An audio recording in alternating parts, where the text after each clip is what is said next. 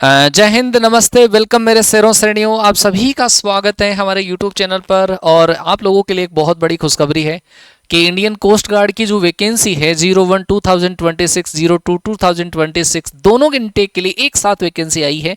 मतलब पहले अलग अलग वैकेंसीज आया करती थी, अब जैसे नेवी के अंदर नेवी की तर्ज के ऊपर कोस्ट गार्ड ने भी अपने जो इनटेक है वो एक साथ करवा रहे हैं। नेवी के 3 इनटेक एक साथ हुए और आईसीजी के 2 इनटेक एक साथ होने जा रहे हैं। और फायदा यह है कि 10th क्लास वाला बच्चा, 10th पास बच्चा जो है वो भी फॉर्म भर सकता है, 12th पास वाला जो बच्चा है वो भी फॉर्म भर सकता है। और खुशी की बात यह है कि जिन बच्चों के एयरफोर्स के अटेम्प्ट खत्म हो चुके हैं वो बच्चे भी इंडियन कोस्ट गार्ड के अंदर अपना भाग्य आजमा सकते हैं। कुछ इंफॉर्मेशन मैं आपको दे दूं और फिर आप इस वीडियो को कंप्लीट वॉच करिए कि कब से आपका फॉर्म भरा जाना है, क्या क्या चीजें आपकी होने वाली है ना, आप आराम से समझिए। अच्छा, सबसे ज्यादा जो फायदा यहां पर है वो है डिप्लोमा होल्डर्स को। जिन बच्चों ने 10th के बाद में डिप्लोमा कर रखा है 3 इयर्स का या 4 इयर्स का, या 12th के बाद में 2 साल का या 3 साल का डिप्लोमा कर रखा है, उन बच्चों के लिए तो बहुत ही बढ़िया चांस है ये, है ना, क्योंकि उनका पे स्केल भी बढ़िया है और सारी चीजें इसके अंदर बढ़िया है। दूसरी चीज, पहली चीज कि गर्ल्स के लिए वैकेंसी नहीं है। दूसरी चीज, ये जो भर्ती है वो परमानेंट भर्ती है, अग्निवीर की तर्ज के ऊपर ये भर्ती नहीं है। अग्निवीर के तर्ज के ऊपर जो भर्तियां आई करती है वो एयरफोर्स की होती है और नेवी की वैकेंसीज होती है ना। तो ये जो भर्ती है आपकी परमानेंट भर्ती है। इसमें ऐसा नहीं कि 4 साल बाद में आपको 25% को ही परमानेंट करेंगे, नहीं, ये आपकी परमानेंट भर्ती है। क्या क्या प्रोसीजर होगा बिल्कुल जीरो से हम जानने की कोशिश करेंगे। पूरा नोटिफिकेशन हमारे साथ में है, आप एक बार पूरा वॉच करिए और फिर उसके बाद में डॉक्यूमेंट्स रेडी करने के बाद में ही आप इसका फॉर्म अप्लाई करिए और फिर अच्छे तरीके से आप इसकी प्रिपरेशन करने के लिए बैठ जाइए। चलो जी, बात करते हैं इसके नोटिफिकेशन की, कंप्लीट नोटिफिकेशन की। तो कंप्लीट नोटिफिकेशन ये जारी हुआ है, आई थिंक कल ये नोटिफिकेशन आया था और आज आप लोगों के जो फॉर्म है वो फिलअप होना स्टार्ट हो गए हैं। इसके अंदर 2 इनटेक आईसीजी एक साथ करवा रही है, जिसमें से पहला इनटेक 01 2026 है, 02 2026 है। नेवी ने 02 2025, 01 2026, 02 2026 ये इनटेक एक साथ करवाए थे। अब 2 इनटेक एक साथ आ गए, वैकेंसी ज्यादा है, लेकिन अगली जो वैकेंसी है उसके लिए आपको लंबा इंतजार थोड़ा सा करना पड़ेगा। तो एक फायदा भी है, थोड़ा सा नुकसान भी है। लेकिन यह है कि अगर आपकी प्रिपरेशन, क्योंकि इसमें जो बच्चा अधिकतर बैठा करता है वो नेवी की प्रिपरेशन करने वाला बच्चा या एयरफोर्स की प्रिपरेशन करने वाला बच्चा ही बैठा करता है। जिस बच्चे ने हाल फिलहाल में नेवी की प्रिपरेशन करी है उस बच्चे के लिए तो गोल्डन अपॉर्चुनिटी है। क्यों? क्योंकि उस बच्चे के जो सब्जेक्ट हैं वो नेवी वाले ही पूरे के पूरे आपके आईसीजी के अंदर काम में आएंगे। अब इसमें एयरफोर्स की प्रिपरेशन करने वाले बच्चा अगर कोई फॉर्म भरता है, बस उसको जो थोड़ा सा वाई ग्रुप का सिलेबस जो हम मान सकते हैं वो वाला बच्चे को थोड़ा सा एक्स्ट्रा पढ़ना पड़ेगा, क्योंकि इसमें 2 चीजें हुआ करती है। तो ये जो वैकेंसीज है हमारे पास इंडियन कोस्ट गार्ड की जो वैकेंसी है वो आपकी रिलीज हो चुकी है। इसके फॉर्म फिलिंग 11 जून से, मतलब आज से फॉर्म भरना स्टार्ट हो चुके हैं। 25 जून तक इसके जो फॉर्म है वो फिलअप करे जाएंगे। क्या क्या चीजें होगी? एक इसके अंदर जो वैकेंसीज आती है वो एक आता है जीडी की वैकेंसी आती है, एक डीबी की वैकेंसी आती है और एक यांत्रिकी की वैकेंसी आती है। एक तो होगा नाविक जीडी जनरल ड्यूटी के लिए, एक होगा नाविक डोमेस्टिक ब्रांच के लिए, एक होता है यांत्रिक के लिए। क्या क्या वैकेंसी है, क्या क्या क्वालिफिकेशन है? जो बच्चा जीडी के लिए फॉर्म भरना चाह रहा है उसका 12th पास फिजिक्स और मैथ से पास होना जरूरी है। जो बच्चा डीबी का फॉर्म भरना चाह रहा है उस बच्चे का 10th पास होना जरूरी है। जो बच्चा यांत्रिक के लिए फॉर्म भरना चाह रहा है उस बच्चे के लिए 10th पास और 3 से लेकर 4 साल का डिप्लोमा, 12th पास या 2 से लेकर 3 साल का डिप्लोमा। डिप्लोमा किसके अंदर? इलेक्ट्रिकल, मैकेनिकल, इलेक्ट्रॉनिक, टेलीकम्युनिकेशन के अंदर डिप्लोमा अगर है तो आपके लिए फायदा है। पे स्केल इसका बहुत जबरदस्त है यांत्रिक का, ठीक है जी। इनके कंपैरिजन में, दोनों के कंपैरिजन के अंदर यांत्रिकी का जो है वो ज्यादा बढ़िया है। अगर डेट ऑफ बर्थ की बात करें, 18 ईयर्स से लेकर 22 ईयर्स तक इसका फॉर्म भरा जा सकता है। किसी भी बच्चे की जो एज है वो 18 साल से 22 साल तक अगर आती है, जैसे एयरफोर्स के अंदर आपका 21 साल तक होता है वैसे ही इसके अंदर 22 साल है। लेकिन इसके अंदर एक चीज और है कि इसमें एज रिलैक्सेशंस भी है। 3 साल का ओबीसी के लिए है, एससी एसटी के लिए 5 साल का रिलैक्सेशन है। तो जो बच्चा अवरेज हो चुका है, जो बच्चा एयरफोर्स और नेवी के लिए एलिजिबल नहीं है, वो बच्चा इसमें अपना भाग्य आजमा सकता है, अपनी प्रिपरेशन को थोड़ा सा चेंज कर सकता है, थोड़ी सी और बेहतर प्रिपरेशन करके वो बच्चा एग्जाम में बैठ सकता है। जो भी बच्चा जीडी के लिए जाना चाहता है उस बच्चे का डेट ऑफ बर्थ 1 अगस्त 2004 से 1 अगस्त 2008 के बीच में होना चाहिए। जो बच्चा यांत्रिक 01 2026 ये अगर जीडी के लिए जा रहा है तो दोनों बैच के लिए डीओबी उसका सेम है, लेकिन यांत्रिक 01-2026 के लिए जाना चाह रहा है तो उसका डेट ऑफ बर्थ जो है वो 01-2004 से 1-2008 के बीच में होना चाहिए। लेकिन इसमें क्या है कि जो दोनों आपकी वैकेंसीज आई है 01-2026 एंड 02-2026, उसके अंदर जीडी जो है वो तो आपके पास दोनों में कॉमन है, जीडी की तो दोनों में वैकेंसी है, लेकिन यांत्रिक की जो वैकेंसी है वो 01-2026 में ही है और डीबी की जो वैकेंसी है वो 02-2026 में ही है। तो उसका डेट ऑफ बर्थ का जो क्राइटेरिया है वो भी उसी के अकॉर्डिंग दे रखा है, 1 अगस्त 2004 से 1 अगस्त 2008 के बीच में उसका होना चाहिए। बाकी एज रिलैक्सेशन आपका है डीओबी। अगर आप इस ब्रांच के अंदर, इस डीओबी के अंदर आते हैं तो एक छोटा सा कमेंट और करना, अगर आप एलिजिबल हैं, आप अगर एलिजिबल हैं, डेट ऑफ बर्थ आपका अगर इसमें मैच होता है तो एक छोटा सा कमेंट, आपका प्यारा सा कमेंट होना चाहिए। और फिर उसके बाद में देखिए क्या क्या वैकेंसीज है। अगर हम बात करते हैं जीडी के लिए, बात करते हैं 01-2026 इनटेक के लिए, तो जीडी की जो वैकेंसीज है टोटल 260 वैकेंसी है। मैंने कहा था कि 01-2026 के लिए आपका डीबी वाली वैकेंसी नहीं है, आपकी यांत्रिक के लिए है। यांत्रिक की टोटल मिलाकर मैकेनिकल, इलेक्ट्रिकल एंड इलेक्ट्रॉनिक्स के लिए ये वाली वैकेंसीज है, मतलब टोटल मिलाएं तो हमारे पास 60 वैकेंसी जो है वो यांत्रिक के लिए है ना। दूसरा हमारे पास है 02-2026 के लिए, तो 260 वैकेंसी जो जीडी वाली वैकेंसीज है वो तो दोनों इनटेक में बराबर हैं।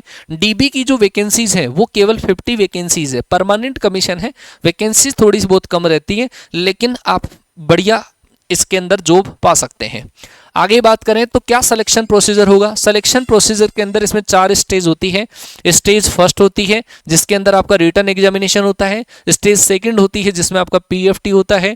तीसरा आपके अंदर आपकी इसका मेडिकल डॉक्यूमेंट वेरिफिकेशन होता है और फोर्थ के अंदर आपकी फाइनल मेरिट लिस्ट आया करती है। कंप्लीट हम उसकी बात करेंगे इसमें। और आपके पास लिखा हुआ है पूरा नोटिफिकेशन, इसका पूरा जो लिंक है वो आपको मैथ्स बाय मुकेश सर हमारा जो टेलीग्राम है वहां पर आपको इसका पूरा पीडीएफ मिल जाएगा, तो वहां से भी आप इसको एक्सेस कर सकते हैं, ठीक है, आराम से देख सकते हैं। तो इसमें पूरा लिखा हुआ है कि नाविक जीडी के लिए जो है वो आपका 01-2026 और 02-2026 दोनों के लिए है, जबकि डीबी और दोनों का अलग अलग लिखा हुआ है, ठीक है जी। ये चारों स्टेज जो है वो कैसे कैसे हम पार करेंगे। सबसे इसमें फॉर्म के लिए भी दे रखा है कि फॉर्म में कौन सी चीजें आपको ध्यान रखनी है। फॉर्म में आप जब फॉर्म फिलअप करोगे तो लाइव इमेज कैप्चर ड्यूरिंग, ये तो क्या फॉर्म की बात है। फॉर्म आराम से जब आप फिलअप करोगे तो अपने आप ही उसके अंदर सारी चीजें आपसे मांग लेंगे। स्टेज 1 में जब आप एग्जाम देने जाओगे तो जो आप फॉर्म भरोगे वो इमेज और आपका जो इमेज है चेहरे का वो आपका ऑलमोस्ट सेम मिलना चाहिए। थंब इंप्रेशन आपका सही होना चाहिए, बायोमेट्रिक आपका सही होना चाहिए, जो नॉर्मल सी इंफॉर्मेशन है। दूसरा स्टेज फर्स्ट जो आपका लगेगा वो आपका कंप्यूटर बेस्ड एग्जामिनेशन लगेगा। एक थोड़ी सी इंफॉर्मेशन मैं आपको दे दूं, जब आप जीडी के लिए जाना चाहते हो तो जीडी के लिए आपका डीबी का पेपर पहले लगेगा, फिर उसके बाद में जीडी का लगेगा। ये दोनों क्लियर होना जरूरी है, इंडिविजुअल भी और दोनों क्लियर होना भी जरूरी है। अगर कोई बच्चा डोमेस्टिक ब्रांच के लिए जाना चाहे तो केवल उसको डीबी का एग्जाम क्लियर करना जरूरी है, और जो बच्चा यांत्रिक के लिए जाना चाह रहा है उसको डीबी का भी क्लियर करना पड़ेगा और यांत्रिक वाला जो दूसरा सेक्शन है वो भी उसको क्लियर करना पड़ेगा, ठीक है। पूरी इंफॉर्मेशन मिल जाएगी आपको लास्ट में। आपका स्टेज 1 जो है उसमें document verification at the time of सी, है ना, कंप्यूटर बेस्ड एग्जाम जो होगा सीबीटी, उसके बेसिस पर आपका डॉक्यूमेंट वेरिफिकेशन होगा। डॉक्यूमेंट वेरिफिकेशन में वही जो हर एग्जाम में हुआ करता है, आधार कार्ड हुआ, इसके अलावा एक दूसरा डॉक्यूमेंट्स हुआ, आपका एडमिट कार्ड का प्रिंट आउट हुआ, है ना, पासपोर्ट साइज फोटो हुए, है ना, SC ST रिजर्व, ये सारी चीजें वो होती है जो आप ऑलमोस्ट एग्जाम दिया करते हैं, है ना। जो डिफरेंट चीज होगी उसके बारे में हम और बात करेंगे। चलो, ये तो आपका सबसे पहले एग्जाम की बात हो गई है कि आपका एग्जाम लगेगा, है ना, रिटन एग्जाम लगेगा। अच्छा, रिटन एग्जाम के साथ में ही मैं आपको यहां पे बता दूं, अगर आप नाविक डीबी के लिए अप्लाई कर रहे हैं तो सेक्शन 1 के अंदर आपकी ये पासिंग मार्क्स आपको दे रखे हैं। नाविक जीडी के अंदर आप अप्लाई कर रहे हैं तो सेक्शन, अभी आगे जिक्र होगा, देख लो आप इसको देखना एक बार कि सेक्शन 1 में क्या आता है, सेक्शन 2 में क्या आता है। सेक्शन 1 जिसको हम बोल सकते हैं डीबी का एग्जाम बोल सकते हैं, डीबी आप लिख लो इसको। तो डीबी वाले सेक्शन के अंदर आपका मिनिमम मैक्सिमम जो मार्क्स है, मतलब 60 नंबर का पेपर लगेगा। 60 नंबर के पेपर में आपका 20 नंबर तो आपका मैथ्स का लगेगा, 10 नंबर जो आपका होगा वो साइंस का लगेगा, ठीक है। अच्छा, इसी के साथ में इसमें ये पूरा लिखा हुआ है यहां से लेकर यहां तक, है ना। आपका मैथ्स 20 जनरल मैथ्स आती है इसके अंदर, इसमें साइंस जो 10th लेवल की, इंग्लिश आपकी लो लेवल की आती है 15 क्वेश्चन, रीजनिंग के 10 क्वेश्चन, जीके के 5 क्वेश्चन, तो 60 क्वेश्चन तो आपको डीबी वाले बच्चे के लिए, जो 10th पास वाला 10th का जो सिलेबस है उसी के बेसिस पे ये पेपर आपका लगेगा, ठीक है। दूसरा जो सेक्शन है, दूसरा सेक्शन 50 मार्क्स का लगेगा। 50 मार्क्स में से जो बच्चा जीडी के लिए देना चाहता है, ये केवल और केवल डीबी के लिए है। ये वाला जो सेक्शन है वो आपका जीडी के लिए है, मतलब जीडी के लिए दोनों क्वालिफाई करने पड़ेंगे, डीबी के लिए एक ही करना पड़ेगा, यांत्रिकी के लिए ये पहला और तीसरा सेक्शन पास करना पड़ेगा। दूसरा जो सेक्शन है उसमें 50 मार्क्स का पेपर लगेगा, 30 मिनट ही मिलते हैं उसमें, 25 क्वेश्चन मैथ्स के आते हैं, 25 क्वेश्चन फिजिक्स के आते हैं, जितना टाइम मिलता है उसी लेवल का पेपर आ जाता है। और ये जो फिजिक्स और मैथ्स आएगी वो आपकी 12th लेवल की आएगी। इसका मतलब जो बच्चा जीडी का पेपर देना चाहता है उस बच्चे का 11th एंड 12th का मैथ एंड फिजिक्स और 10th लेवल का science, maths, English, reasoning, GK ये कवर होना चाहिए, जिसको हम रागा वाला पोर्शन बोलते हैं वो पोर्शन। और इसकी बेहतरीन प्रिपरेशन आपने अभी वाई ग्रुप की प्रिपरेशन करी होगी आई थिंक, है ना, या फिर नेवी की प्रिपरेशन करी होगी, उसमें रागा वाला जो सेक्शन आपने पढ़ा होगा, बस इसमें मैथ्स नहीं पढ़ा होगा तो उसको कवर कर सकते हैं आप और आराम से इस वाले पेपर को क्लियर कर सकते हैं, ठीक है। अच्छा, तीसरा जो सेक्शन है उसके अंदर भी 50 क्वेश्चंस होंगे। अगर कोई बच्चा यांत्रिकी इलेक्ट्रिकल इंजीनियरिंग से है तो इलेक्ट्रिकल इंजीनियरिंग में उसके 50 क्वेश्चंस आएंगे, इलेक्ट्रॉनिक्स में 50 आएंगे, मैकेनिकल में उस बच्चे के 50 क्वेश्चंस आएंगे। ये उन बच्चों के लिए है जो डिप्लोमा होल्डर्स हैं, 10th class pass plus diploma, 12th पास प्लस डिप्लोमा अगर है तो वो बच्चा। पहला पेपर कॉमन है, दूसरा पेपर जो आपका लगेगा आपके सब्जेक्ट का लगेगा जिससे आपने डिप्लोमा कर रखा है उसका, इलेक्ट्रिकल, इलेक्ट्रॉनिक्स या मैकेनिकल का, है ना। 50 क्वेश्चन आएंगे, 30 मिनट में आपको करने पड़ेंगे। तो ये दोनों सेक्शन है, यहाँ पे पूरा लिखा हुआ है कि आपको किस किस तरीके से पास करना है, जो मैंने आपको बोलकर हालांकि बता दिया है। आगे चलते हैं। स्टेज सेकंड जो आपका लगेगा और वो लगेगा आपका पीएफटी लगेगा, पीएफटी फिजिकल फिटनेस टेस्ट लगेगा और उसके अंदर आपको सारी चीजें कवर करनी होगी। उसके अंदर यहाँ पे लिखा हुआ है बेस्ड ऑन परफॉर्मेंस इन, जो आपका रिटन एग्जामिनेशन लगेगा उसके बेसिस पर आपको ई कॉल लेटर्स आएंगे स्टेज 2 के लिए, है ना। स्टेज 2 दोनों स्टेज के लिए आपके कॉल लेटर्स आएंगे और कॉल लेटर्स के बाद में आपका इसका जो कंप्लीट आगे का जो प्रोसीजर है वो आपका स्टार्ट किया जाएगा, ठीक है। अब उसके अंदर भी क्या क्या चीजें होती है वो भी खैर मैं आपको बता दूंगा। ये बायोमेट्रिक वेरिफिकेशन है जो आपको फेज 2 के अंदर देखने को मिलेगा, स्टेज 2 में देखने को मिलेगा। वही बात है जो डॉक्यूमेंट वेरिफिकेशन जो होते हैं ना वो कब वही है, पूरा का पूरा वापस हो जाएगा। असेसमेंट टेस्ट एक एसआरटी बेस्ड, ओएमआर बेस्ड एक नॉर्मल टेस्ट होता है, केवल क्वालिफाइंग होता है, उसको पास करना होता है, उसके जो नंबर है वो इंक्लूड नहीं करे जाते हैं, है ना। वो जो वहां पे फेज 2 के अंदर पहला पेपर क्लियर करने के बाद में जाओगे वहां पे लगेगा। फिर आपका लगेगा पीएफटी लगेगा। पीएफटी के अंदर 7 मिनट में 1.6 किलोमीटर की रनिंग होगी, स्क्वेट्स होगी 20 और 10 आपकी पुशअप्स होगी, ठीक है। ये आपका लगेगा। उसके बाद में आपका डॉक्यूमेंट वेरिफिकेशन होगा। डॉक्यूमेंट वेरिफिकेशन के अंदर आपका पैन कार्ड, मतलब जो 10 का 12th का इनका जो मार्कशीट वगैरह है वो पूरा का पूरा प्रोसीजर जो यहाँ पे लिखा हुआ है आप आराम से देख सकते हैं, ठीक है। अच्छा, उसके बाद में रिक्रूटमेंट मेडिकल प्रोसीजर होगा, है ना। फिजिकल हो गया, डॉक्यूमेंट वेरिफिकेशन हो गया, फिर उसके बाद में मेडिकल होगा और मेडिकल जो होगा वो आर्मी के जो मेडिकल ऑफिसर्स है उनकी बेसिस पर होगा। उसमें आपका इंटरफियर कुछ भी नहीं चलेगा, जो वो कहेंगे वैसा का वैसा होगा, जैसा ऑलमोस्ट आपका नेवी में और एयरफोर्स के अंदर जो मेडिकल होता है वो का वही होता है, ठीक है। अगर आप फिट पाए जाते हैं, है ना, फिट पाए जाते हैं तो आप अगली स्टेज के लिए एलिजिबल रहेंगे, अदरवाइज आप डिस्क्वालीफाइड हो जाएंगे, ठीक है। सेम वो सब वैसा का वैसा ही प्रोसीजर है। आगे हम बात करते हैं preparation of final merit list. Stage 3 के अंदर आपकी मेरिट लिस्ट आएगी और मेरिट लिस्ट के अंदर वही है, जोन वाइज आएगी, कैटेगरी वाइज आएगी, जैसी जैसी वैकेंसीज है ना, जैसे नेवी में होता है ना स्टेट वाइज आती है, बस उसके अंदर रिजर्वेशन नहीं होता, लेकिन इसके अंदर कैटेगरी वाइज हो आएगी। ये आपको ध्यान रखना है, दोनों की अलग अलग मेरिट आएगी। जो आएगी किसके बेसिस पे, एज के बेसिस पे, नंबर ऑफ मार्क्स के बेसिस पे, वो भी पूरा स्ट्रक्चर दे रखा है। आपको अलग से वीडियो बना के उसके बारे में भी समझाएंगे। हाल फिलहाल आप ध्यान रखो कि आपको जो प्रिपरेशन करनी है वो बेहतरीन तरीके से प्रिपरेशन करनी है ना। फिर उसके बाद में आपका फेज 3 जो है वो आईएनएस चिल्का के अंदर आपका स्टेज 1 स्टेज 2 जो होने के बाद में आईएनएस चिल्का में डॉक्यूमेंट वेरिफिकेशन, मेडिकल सारी जो चीजें होगी वो यहाँ पर होगी, ठीक है। डॉक्यूमेंट वेरिफिकेशन होगा। चलो जी आगे बात करते हैं। Pre enrolment medical at INS Chilka वही चीज है जो मैं आपको ऑलरेडी बता चुका हूं। सबमिशन ऑफ ओरिजिनल डॉक्यूमेंट्स आपके वहां पर सबमिट होंगे, ठीक है जी। फिर उसके बाद में फाइनल मेरिट लिस्ट आएगी। The candidate pride undergoing join training at INS Chilka. INS Chilka के अंदर आपको जो प्री ट्रेनिंग है, पहला जो बेसिक ट्रेनिंग है, उसके लिए आपको बुला लिया जाएगा। ठीक है, ये आपका कंप्लीट सिलेक्शन का प्रोसीजर है। कैसे आपको अप्लाई करना है, 11 जून से अप्लाई आप कर सकते हैं, मतलब आज से 25 जून तक आप अप्लाई कर सकते हैं। और ये आपकी साइट है join Indian Coast Guard .cdac.in, आप इसको कॉपी कर सकते हैं और फिर वहां पे आप लगा सकते हैं। ठीक है भाई, बस इसका फॉर्म फिलअप करने में ध्यान रखना थोड़ा सा। इसका जो लास्ट डेट है वो आपका 25 जून है, 25 जून के बाद में भर सकते हो। हाँ, इसके लिए करेक्शन विंडो भी ओपन होता है, लेकिन आप उसके भरोसे मत रहना, आप आराम से सही से फॉर्म फिलअप करना। इसमें डोमिसाइल वगैरह की बहुत ज़्यादा मिस्टेक्स आती हैं, तो एक बार इसके जो इंस्ट्रक्शंस है उसको आप अच्छे से पढ़ना, उसके बाद में ही आप पूरा जो फॉर्म है वो अप्लाई करना। ठीक है, पूरी चीज़ें इसने दे रखी है। पूरे डिप्लोमा होल्डर जो है उनका ओरिजिनल डॉक्यूमेंट्स वगैरह सारे साथ में होने चाहिए, और फिर ही आप इसका फॉर्म भर सकते हो। ठीक है, ये डॉक्यूमेंट्स वगैरह का भी पूरा दे रखा है, passport size photo, live image capture, candidate skin signature होने चाहिए, डेट ऑफ बर्थ का प्रूफ होना चाहिए, आइडेंटिटी प्रूफ होना चाहिए, डोमिसाइल होना चाहिए, है ना। ये यहाँ पे डोमिसाइल का स्पेशल तौर पे ध्यान रखना, क्योंकि पिछली बार जो बच्चे गए थे डोमिसाइल में बहुत ज्यादा मिस्टेक हुई थी बच्चों के। A valid domicile certificate is to be uploaded by the all the candidate applying for the post of Navik GD DB, determine the zone of candidate for the zone wise recruitment in state where both certificate domicile and resident certificate are issued, only domicile certificate will be accepted। इस चीज का special ध्यान रख लेना आप, है ना। चलो तो भाई ये चीजें आपकी हो चुकी है पूरी चीजें। क्या क्या चीजें इसके अंदर और आती है, जो डॉक्यूमेंट्स आपको जरूरत पड़ेगी, कैटेगरी का सर्टिफिकेट आपको, SC ST OBC का आपको 10th क्लास की मार्कशीट, 10th क्लास का certificate, additional marksheet of 10th class की एप्लीकेबल अगर है तो, फॉर्मूला कन्वर्जन ऑफ CGPA का आपको 10th क्लास में अगर आप CBSE बोर्ड से हैं तो, और NOC आप, है ना, गवर्नमेंट ऑर्गेनाइजेशन में अगर आप काम कर रहे हैं, एम्प्लॉय हैं, आप वहां से छोड़कर इसमें जाना चाहते हैं तो उसका NOC वगैरह आपका लगेगा।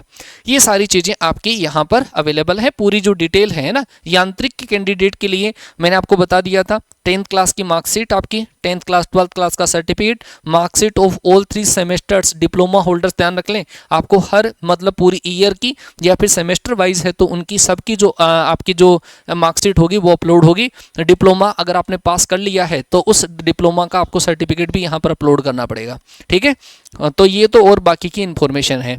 GD के लिए 12th का मार्कशीट, 12th का सर्टिफिकेट चाहिए, और अगर आप CBSE बोर्ड से हैं तो उसके अंदर formula of conversion of CGPA चाहिए होगा, additional marksheet of class 12th, है ना। ये सारी चीजें आपको डॉक्यूमेंट्स में चाहिए होगी। एग्जामिनेशन फीस जो है और वो दे रखा है, candidate except all candidate entitled are deserves for applying the vacancies, SC ST candidate who are exempted for payment of fee are required to pay a fee of 300 रुपए इसका फीस है ना, 300 रुपए इसका फीस है जो आपका नेट बैंकिंग के थ्रू आपका कट जाएगा।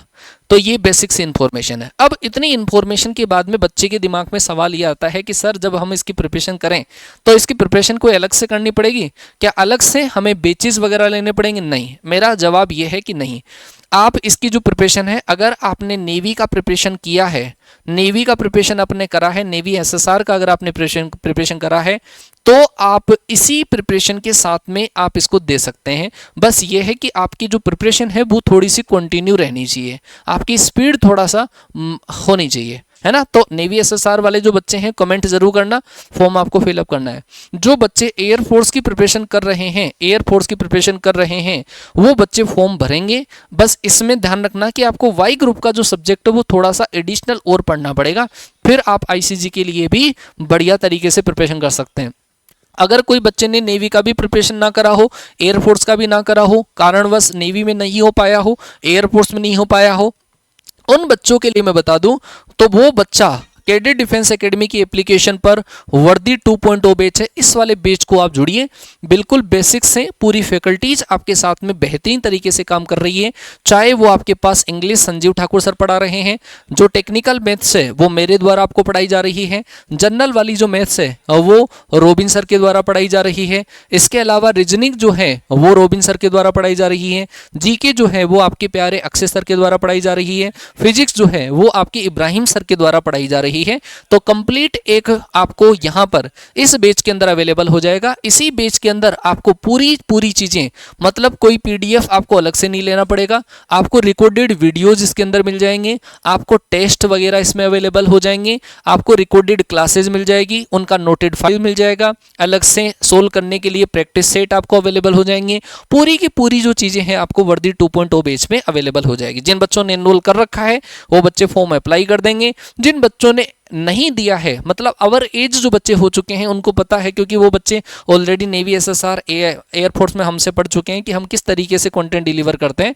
तो आप इस वाले बैच में अगर नहीं जुड़े हैं तो जुड़कर प्रिपरेशन कर सकते हैं। ठीक है जी, तो ये इंफॉर्मेशन थी, ध्यान से फॉर्म आपको फिलअप करना है।